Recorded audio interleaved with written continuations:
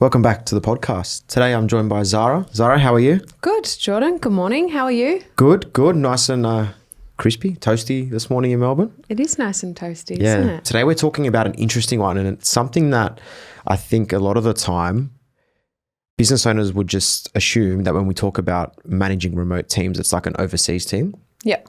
But given how, it's really been since COVID, hasn't it? Totally. A lot of people have been working from home or working remotely. So I think it's a really important episode where we can talk through how to make it work. Because me personally, I'm not the biggest fan of it.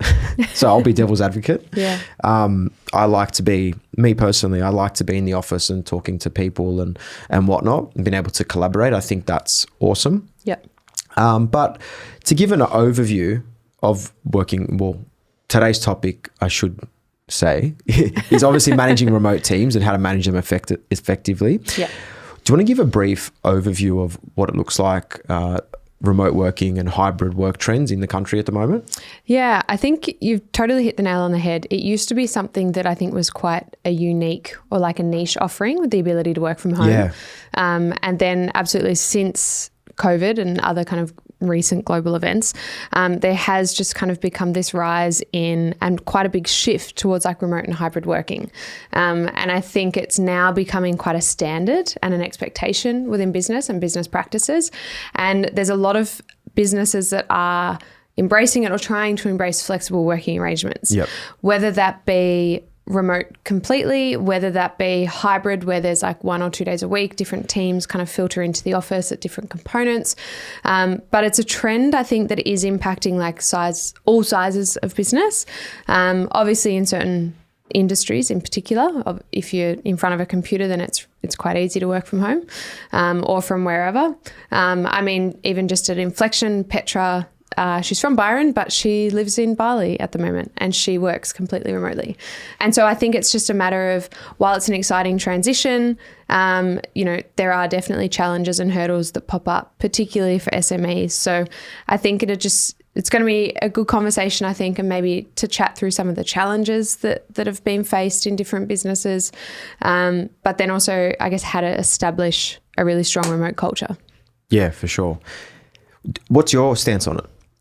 Personally, professionally? Yeah, I'm into it. I really am. I think in previous roles, I think it depends on the role that you do and the industry that you work in.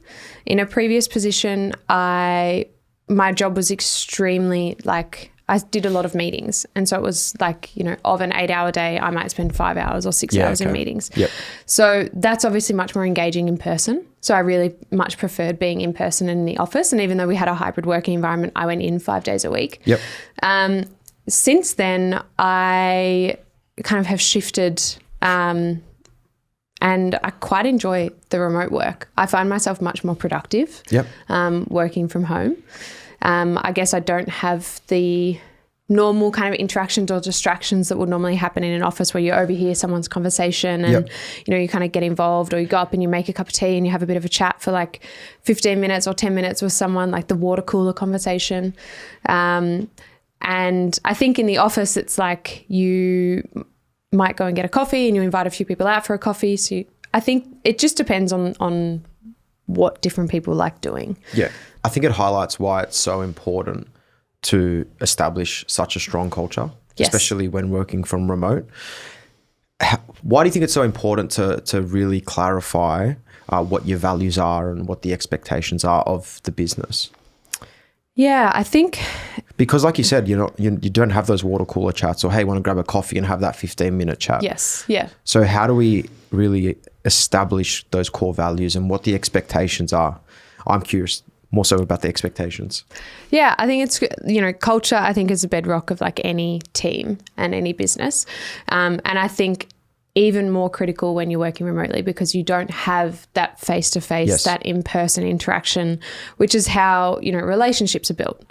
It's how people can kind of sense emotion and understand okay, this is kind of the vibe that's happening in the office right now. We've got a lot going on. It's quite stressful, or, I think it's, ensuring that clarity around the values and expectations is really important from the beginning. And I think it just comes back to intentionality from the get-go is like really explicitly sort of like defining and communicating what your core values are in your business, and what some of those behavioral expectations are around remote work as well, I think. And obviously different businesses, different industries have different expectations and different kind of behaviors around remote work.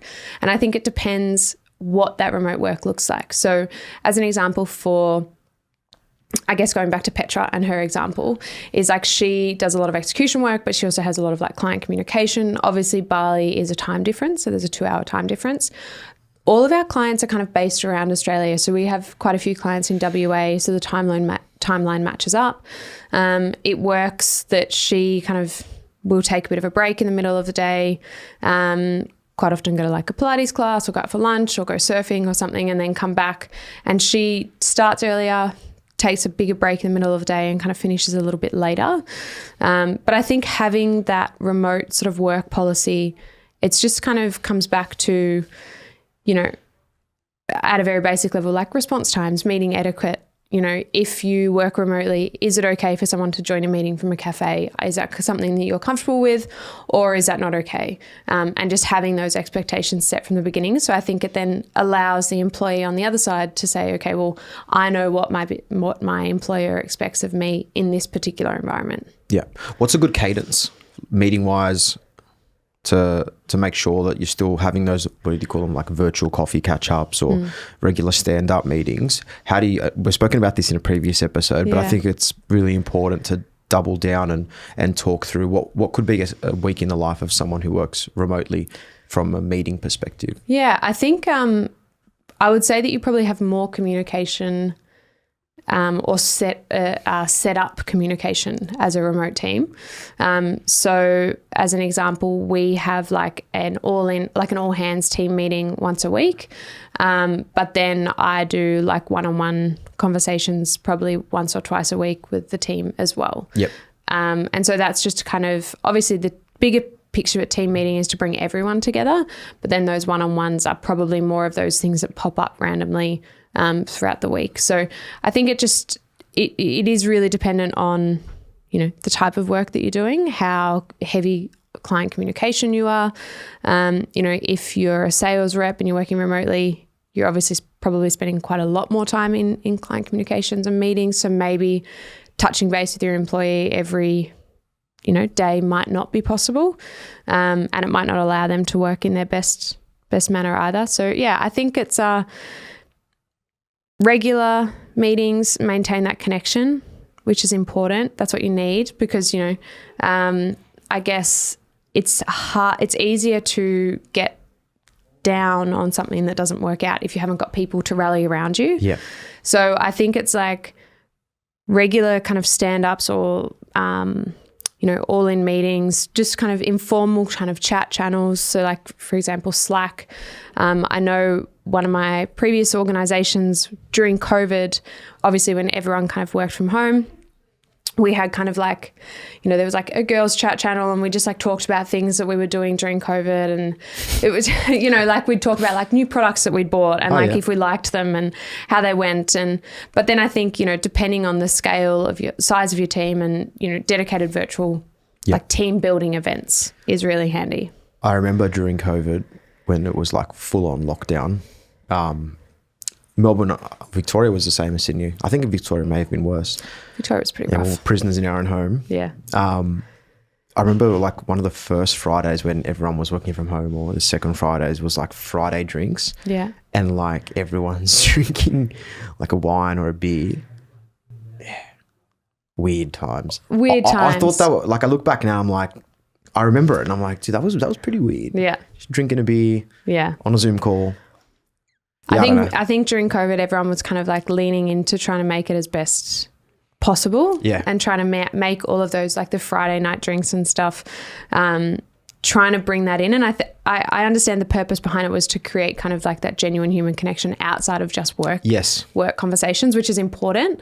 But yeah, it took time to kind of figure that out. Yeah, you look back now and you're like, yeah, just interesting. I think I'm quite lucky in that, you know, the people, like at the moment, Inflection is we did have a work workplace in the city. We had an office. We've kind of shifted into a remote working space. I've been lucky that the people that have worked for Inflection or worked in Inflection, I already have existing relationships with. Yeah. So I think that helps. Yeah, agreed. Yeah, if it was fresh, it'd be difficult. Yes. You'd think if it was 100% remote. Yeah, absolutely. We're at Grayspace, we do a day working from home at the moment, but we are open to being flexible. I just think, I don't know if it's like selfishly, but I just feel like when everyone's in the office, the culture's better. Everyone's there having a chat. We're collaborating. Like there are times where we'll get like a work problem and we'll need to workshop that problem with the group, everyone that's there in the office. And like, it's just so much easier. Yes. Jump into the boardroom, scribble on the whiteboard. What do you think here? What do you think there? Try and draw from everyone's experience. So me personally, I'm not a biggest fan of remote. That's just how I am. I like to talk to people in person and not have beers on Zoom. So yeah, at Grayspace we do one day a week from home. But if the staff wanted to do more, it'd be totally fine. Yeah. But Dan and I are in there every day. I think it also depends on like your situation. Yeah, for sure. Obviously, if it's just you and your partner and you don't have kids, you're not juggling other components and you're not juggling like school drop off and school pickup. To play devil's advocate to that, Yep. rewind 5 years and that wasn't even part of this conversation. True. It was difficult though. Yeah. Like if you were a mother returning to work or a parent returning to work. Yeah, 100%. School drop off is... Yeah, at a public school, it's 9 a.m. or it's like 10 to 9. And then work starts at 9. So it's either you're late every day or you start later or you end up working part-time and maybe you didn't want to work part-time. So I think there's like it allows for different lifestyles to potentially return to work or work in a way that they can still, maintain their lifestyle. Yeah, I agree. From the other side, being the business owner, I'm just playing devil's advocate. Yeah, go for it. From the business owner's side, well, why should they have to suffer for that? But why are you suffering? Because if your clients have an expectation, I'll use the example of, say, a tradesperson, you have an expectation, your boss would have an expectation, or the business owner, that you work from 7 till 3. Yes. But if you say, I need to do school drop off in the morning, or I need to do school pickup in the afternoon, that's 2 hours of time that's lost. Unless, you might be able to come up with an agreement that one of the parents does a school pick up and one does a school drop off. So like maybe the person that starts at 7. And the reason I bring it up is because it seems to be the thing now where it's like that's an expectation from your employer, where I don't think it should be. I think that's a privilege. I could get crucified for it, and that's fine. It's just my opinion. But I feel like it's a tricky one because prior to COVID, there wasn't even a chat. You would just organize it. But I speak to business owners now, and it's like, we can't do it because I need to pick the kids up, which is I have no issue with at all. Just again, playing devil's advocate to the chat, given that our listeners are business owners and the ones paying staff. I think it's an interesting one, and it's a fine line. Because you also can't take the mickey as well. Yeah, absolutely. I think I think it just depends, and I think it comes down to the having. I'll get crucified for that, I reckon. No way. I think it's an opinion, and that's kind of what it's about. But I think it comes down to the conversation, the relationship you have with your employer. Yeah, for sure. The relationship you have with your employee. I'm a very strong believer in like if I employ you to work 38 hours a week and you happen to get your work done in 30, good on you. Pat on your back. It means you're super efficient as long as the work's getting done. The client, responsibilities are met, the client service is met, and the client's happy. Then if you start at 10 a.m. and you finish at 4, it doesn't bother me. Yep. But if on the flip side of that, services are dropping, client relationships are dropping, results are dropping, then that's a different conversation. Yeah, I agree. And we need to talk about it. And when that comes up, and they, not that it's used as an excuse, but they're working from home, so I'll make up my time. How do you for me? That's the hardest mental block. It's like, how do you sort of navigate that? Where, well, no, because from 8:30 to 5:30, you need to be by the phone in case a client rings, because we need to deliver a really good service. So if you've got say it's a 2 or 3 hours in the day where you're not available by phone, but it's pointless working from 6 till 9, because if your role is client facing, then how are you going to be able to deliver a good service? Because you can't call people at 9. Doing the actual client work where you don't need to talk to anyone. Yeah, I 100% agree. Yeah. But if your specific role, you need to talk to people. It's just, it's a tricky one. Yeah. And I mean, maybe it comes down to shuffling the way that you work and the work that you do in certain hours. If it is the agreement that, there's 2 hours on either side of, the pick up and the drop off, if that's an hour each side, and then there's 2 hours that need to be quote unquote made up, maybe the work that isn't client facing is what you do in those hours that need to be made up, and the client facing work is done between 10 and 4 p.m. or whatever it might be. Dan, my business partner, again, I don't know how he does it, but he always works late at night to get all the little stuff, not little stuff, but a lot of the work out that isn't client facing. So I guess you can definitely make it work. And I think it comes down to the relationship you have with your team members, employee, employer, if you trust them, if you don't trust them, that's right. Where the concerns have come from. Because if you've got an inch of doubt in your mind, if you trust them or not, it's just not going to work. Absolutely. Whatever they tell you, you're going to go, is that really what's happening? Yeah. So I think, that goes back to why it's so important to have those strong values and what the expectations are, because once that trust is earned, it's, go for gold. Yeah. If you need to, we'll be flexible as you need it to be. So just want to really make that clear. It's like once the trust is earned, I think all those barriers and those thoughts that I just spoke about, they all come down. Yeah. So like for us, we do like an intro period where you do work from the office for the first 6 weeks, regardless. You earn that trust. And then if everyone's comfortable and we can see that you're holding our values and the expectations, then by all means. But I think it's really important that you don't just go to someone and there's that expectation because in your personal life you have something that it's just going to be met. Yeah. Yeah. I think it has to be built on trust and that relationship has to be there. I think if there's like the expectation without that relationship being built, then it's difficult. Yeah, because I've spoken to people before where it's like there is just that expectation. And because it's a hard chat, right? Because it's like a personal thing that your staff member wants to do. But if they come to you and say, I just need to do this every morning. It's like, what? No, we have a chat about that. And I think it depends what it is too. Like I think in terms of, we're in a world now where if you have a doctor's appointment at 2 p.m. on a Tuesday afternoon, like, your boss isn't going to be like, nah, sorry. You can't go to your doctors and get your medication that's required for your health. So it's like, I think there's a difference between flexible working arrangements and like being a human and being like, yeah, cool, you're sick, go to the doctors. Yeah, go home. I'm not going to say you can't do it until 5:30. But then I think there's also, on the flip side of that is, some of those more, I guess, fun activities that people want to do within working hours that I think, maybe that's not necessary. Yeah. I think it just depends. I feel like it's a conversation that like, depending on who you talk to, depending on what industry, I think there's a conversation around like work-life balance. Sometimes that conversation has really geared in. I don't agree with it. Yeah. It's really gone towards that balance and like less about work. But that's just, again, me personally. Well, I think there's a difference between flexible work and work-life balance. Yep. And I think there's an element of like work-life balance is you do the work and you also fit in your life balance. But at what point is it the employee versus the employer's responsibility to make sure that you maintain a work-life balance? Yeah. I think in terms of like burnout and overwork and, working hours that you don't need to work or whatever it might be, if you contracted to 40 hours a week and you work 50 hours a week, okay, maybe that's a concern. That's not a work-life balance.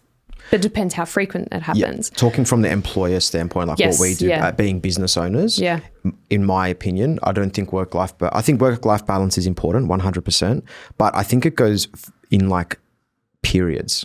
So like I talk to like my mates and it's very, very common. 60-hour weeks are very common. Like it happens most weeks, right? Yeah. But then there'll be a switch off period, like when they were to go on holidays where there's no work. Yeah. So I think it's, from what I hear and the people that I speak to, which is mainly business owners being clients of Grey Space, it's the 50, 60-hour weeks are pretty normal. It's just the like switching off when you have those 2 weeks off. So it's just about like stages and different priorities at different stages. So as a business owner, it is hard to just have that balance. I think business owners is different to employees because employees didn't sign up to run your business and they don't care. Correct. Objectively. Yeah, 100%. And it's not up to them. If you within your team don't have the capacity to meet the demand of your clients, it's not the employee's responsibility to take on an extra 10 hours of work a week. Yep. Consistently for 6 months if they're not getting paid for it or that, whatever it might be. that's the employer's responsibility. Like if our teams aren't strong enough for whatever reason. But I do think that there is an element of work-life balance that's the responsibility of the employee, not the employer. Yeah, 100%. We've just changed this whole episode to work-life balance. But no, I think it's an interesting one. I think it's an interesting one because you always hear about it from the staff member's point of view and how it's so important.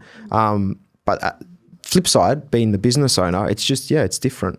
It's different. Yeah, and you sign up for different things. When you sign up to be a business owner, you sign up for the grunt work. You and sign all the up stress. to the late nights. You sign up to the weekend work. Agreed. Extra hours. It's part of the gig. Yeah. What would be to go back to what we're talking about, managing remote teams? We've spoken a bit about like doing your personal things during work time. What would be the best practices to like communication? So like, let's say for example, I've got that doctor's appointment. What are the expectations? That's about example because you should always be able to go to your doctor's appointment. But what's a good example to talk to? I mean, I think communication, regardless of remote or anything, like effective communication is so paramount. But I think obviously in remote work, having that like clear, frequent, transparent is really important. And I think it comes down to like establishing the guidelines in terms of like, what types of, in my opinion, like what types of tools do you use? So like formal updates versus, quick updates. So, if there's something with a client, I'll quickly, because we use Slack, there's a function called Huddle, which essentially is like a virtual call or like a Zoom call or a Google Meet or whatever, but it just kind of functions through the Slack app.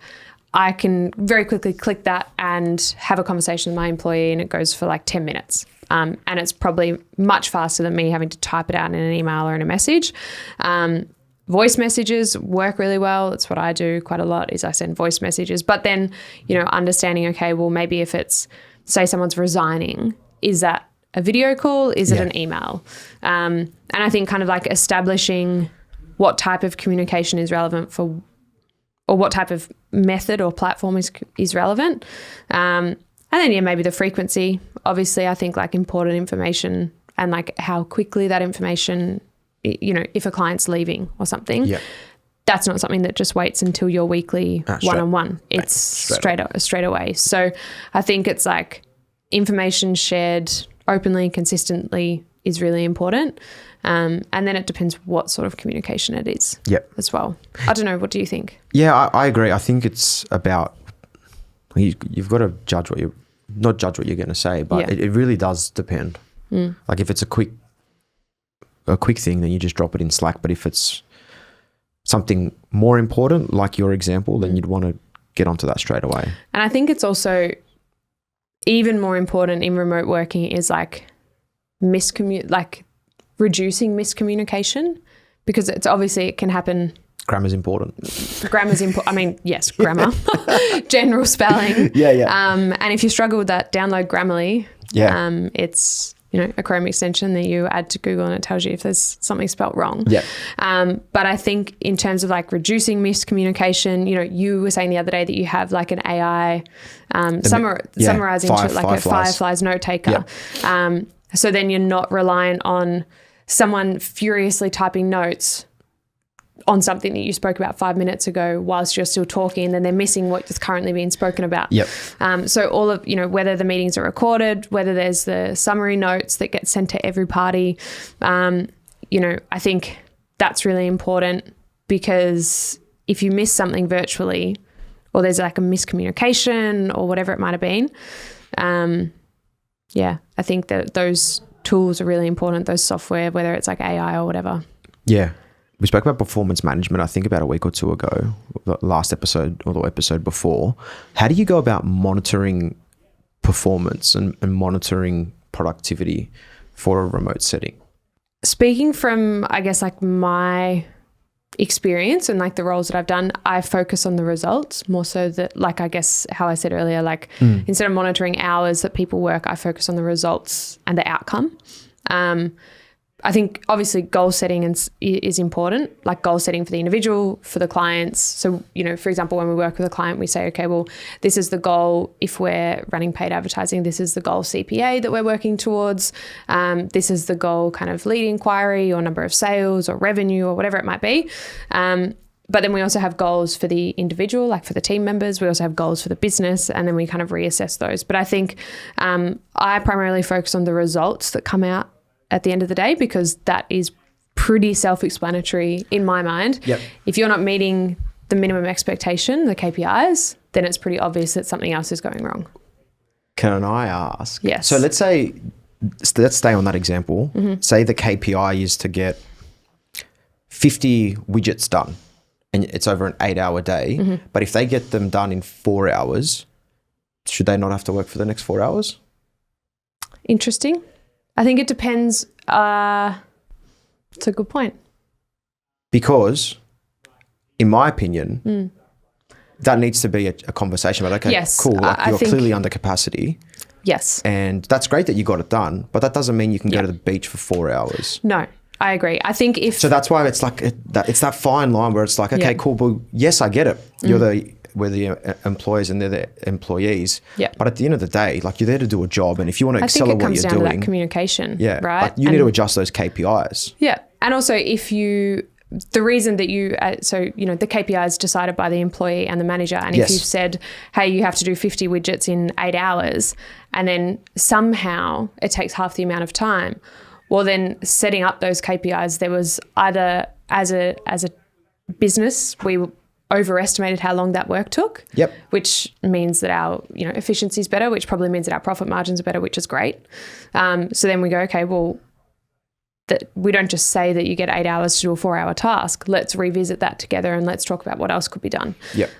So yeah, I think if you get the work done. So for example, in the past, we've had an employee that lost a few clients, billable hours dropped down. So, that's a conversation that you need to be having. And it should be, in my opinion, a conversation that both parties come to the table with. Yep. I think that if you, as the employee, know that you're getting paid for 38 hours a week and you're only working for 15 or 16, do the right thing. Yeah. And have that conversation. Yeah. I would expect that. But I think that that's built on relationships. Yep. And if that doesn't happen, then that's probably something that I've done wrong as a manager. I haven't built that relationship properly, or maybe I've given too much leeway. Yeah.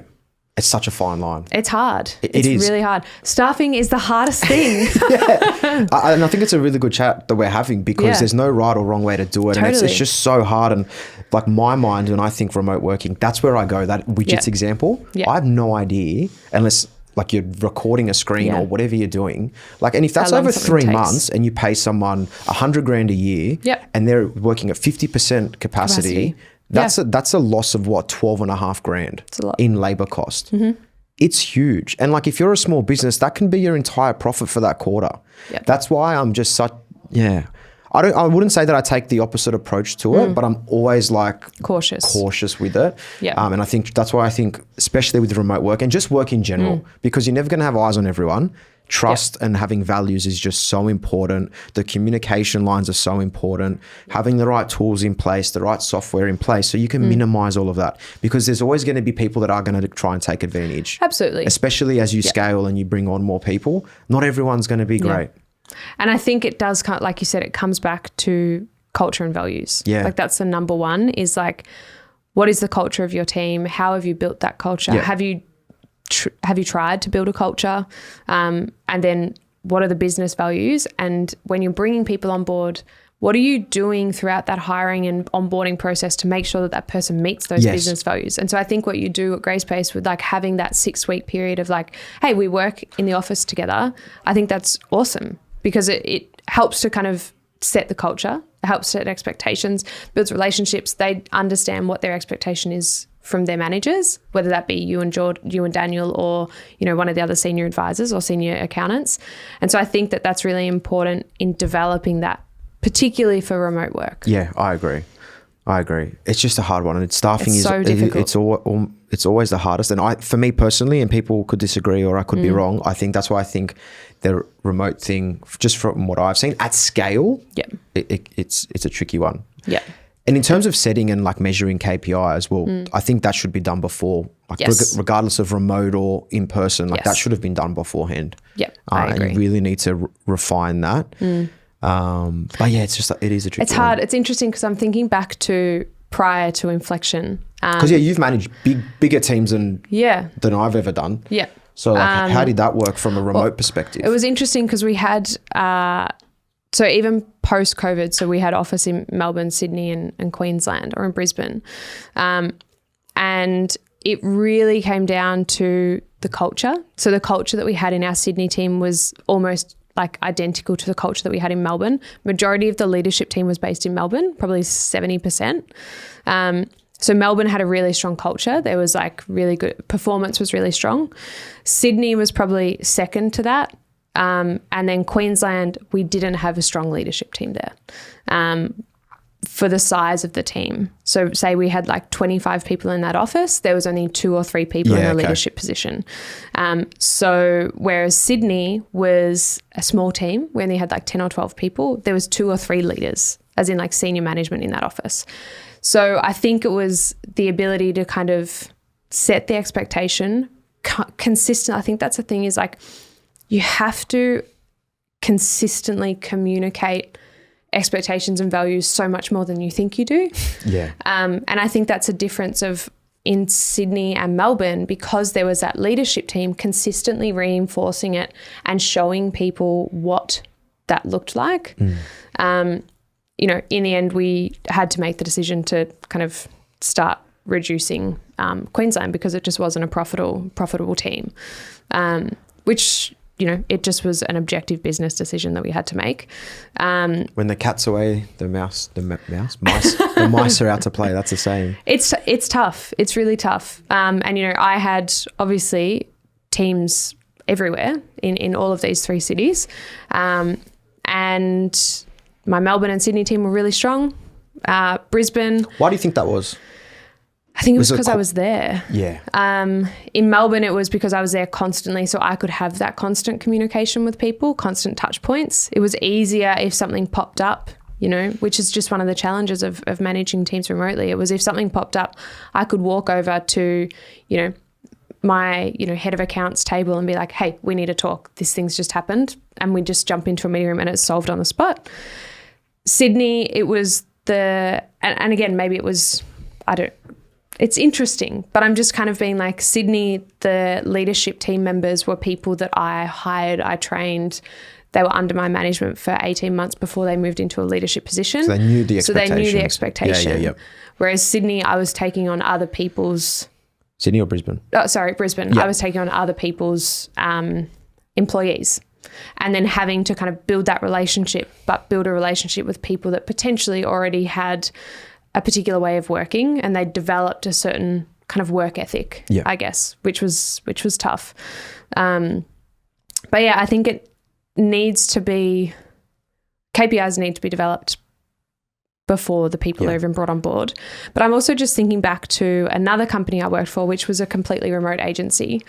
And my role, it was like after one particular company I worked for, I was like wildly burnt out.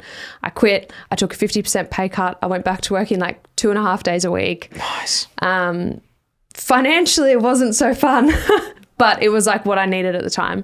And then, you know, this remote agency started getting a little bit busy. And so I went up to like 4 days a week, and then it started to slow down.